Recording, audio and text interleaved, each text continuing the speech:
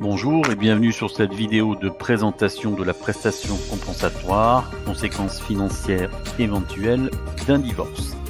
La prestation compensatoire est destinée à compenser la disparité matérielle que crée le divorce entre les époux.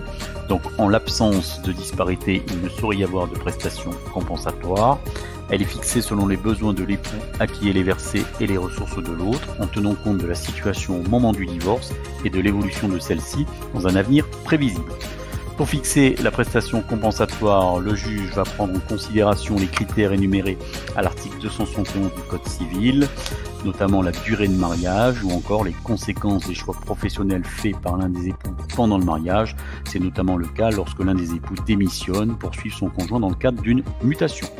La prestation compensatoire a un caractère forfaitaire, elle prend le plus souvent la forme d'un capital, dont le montant est fixé par le juge ou d'un commun accord entre époux. Le versement de ce capital peut en outre être échelonné sur 8 années, soit 96 mois, ou plus dans le cadre d'un accord entre époux.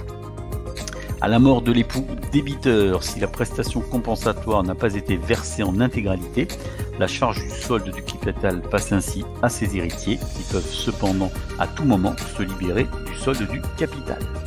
Enfin, à titre exceptionnel, le juge peut, par décision spécialement motivée, lorsque l'âge ou l'état de santé du créancier ne lui permet pas de subvenir à ses besoins, fixer la prestation compensatoire sous forme de rente viagère.